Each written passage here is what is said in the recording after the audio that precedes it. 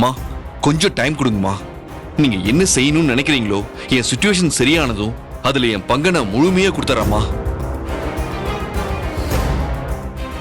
அவன் சொல்றதும் நியாயம் தானம்மா.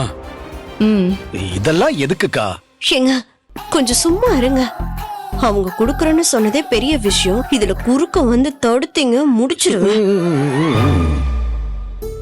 சரி அர்ஜுன், நீ சொல்லு, என்ன செய்யலாம்? நானும் அத்தை மாமா அரவணைப்புல தாமா வளர்ந்தேன். மாமா எனக்கு ரொம்ப சப்போர்ட்டா இருக்காரு. அவருக்கு நான் ஏதாவது கட்டாயம் செய்யணும். என்னப்பா செய்ய போற? அம்மா, ஊட்டியில என் பேர்ல 2 எஸ்டேட் வாங்கி போட்டீங்களே, ஞாபகம் இருக்கா உங்களுக்கு? அப்படியா சேது? ஆமாக்கா, பிசினஸ் பீக்ல போயிட்டு இருந்த போது கொட்டிக்கிட்டு இருக்கிற பணத்தை என்ன செய்யறதுன்னு தெரியாம நீ விளையாட்டா 2 எஸ்டேட் வாங்கி போட்ட. மலைக்கு இந்த பக்கம் ஒரு டீ எஸ்டேட், அந்த பக்கம் ஒரு காஃபி எஸ்டேட்.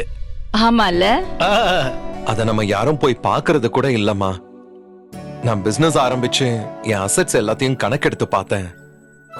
இந்த 2 எஸ்டேட்டோட டீடைல்ஸும் அதுல இருந்தது. சரி, உன் முடிவு என்ன? அந்த 2 எஸ்டேட்டையுமே நான் மாமாக்கு கொடுக்கறதா இருக்கேன். ஐயோ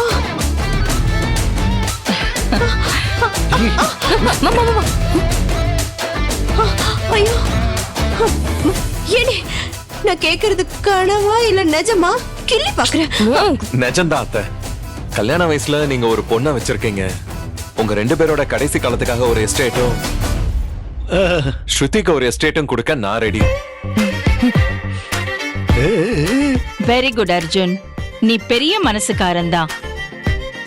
இதை விட சேதுவுக்கு நம்ம நன்றி கடனை செலுத்தவே முடியாது.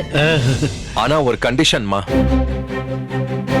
இத நான் மட்டும் செய்ய முடியாது, அபியும் செய்யறேன்னு கமிட் ஆயிருக்கான். அதனால ஒரு எஸ்டேட்டுக்கான அமௌண்ட்டை அவன் பிசினஸ் சரியான உடனே எனக்கு தரணும்.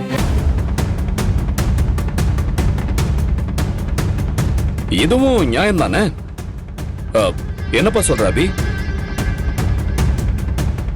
இதுவே நான் பழைய அர்ஜுனா இருந்திருந்தா இப்படி நான் கேட்டிருக்கவே மாட்டேன். ஆனா இப்பதான் இவன் எனக்கு பங்காளி ஆயிட்டானே.